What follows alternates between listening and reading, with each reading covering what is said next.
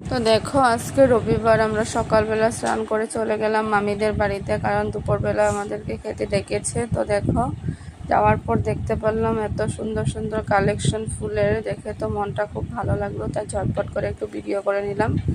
তো এই তো এখন চলে গেলাম। তো মামি আমাদেরকে শরবত খেতে দিল।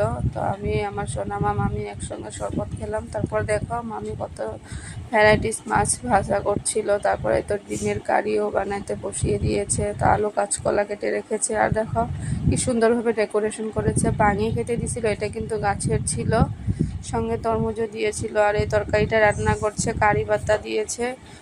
তো গরমে কারি পাতা দেওয়ার জন্য খুব ভালো লাগলো। আর এই তো কচু শাক মাছের মাথা দিয়ে, কার কার প্রিয়, আমার তো খুব ভালো লেগেছে।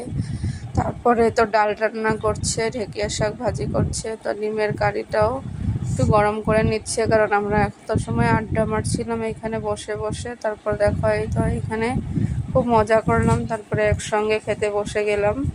তো এই তো মামা ভাই, আমার সোনামা, আমি, এদিকে মামিও ছিল। তো আমরা খাওয়া দাওয়া করে নেওয়ার পর একটু রেস্ট নিয়ে নিলাম। তো দেখো আমরা কিন্তু খুব মজা করছিলাম, আজকে সানডে তো। তো মেয়েরও স্কুল ছিল না। তারপর আবার উঠে ঝটপট করে রেডি হয়ে নিলাম।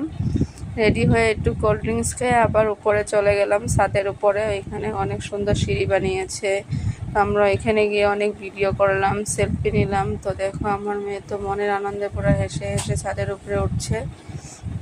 ও বলছে যে ছাদের উপরে গিয়ে একটা ভিডিও করে দিবে, ফটো করে দেবে। বললাম ঠিক আছে চলো। তো গিয়ে দেখো কি সুন্দর একটা বাঙ্গি ধরেছে, এখানে 4-5টা ধরেছিল। এই গাছটা কিন্তু নিজের থেকেই হয়েছে। তারপর দেখো এত সিঁড়ি দিয়ে উঠে পড়লো।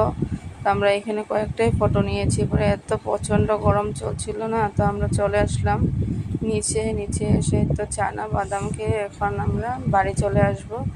তো আমরা একসঙ্গে আবার কোল্ড ড্রিঙ্কস অল্প খেয়ে নিলাম। খেয়ে নেওয়ার পর মামি আমাদেরকে রাস্তা অবধি এগিয়ে দিল, চলে আসলাম। টাটা, সবাই ভালো থাকো।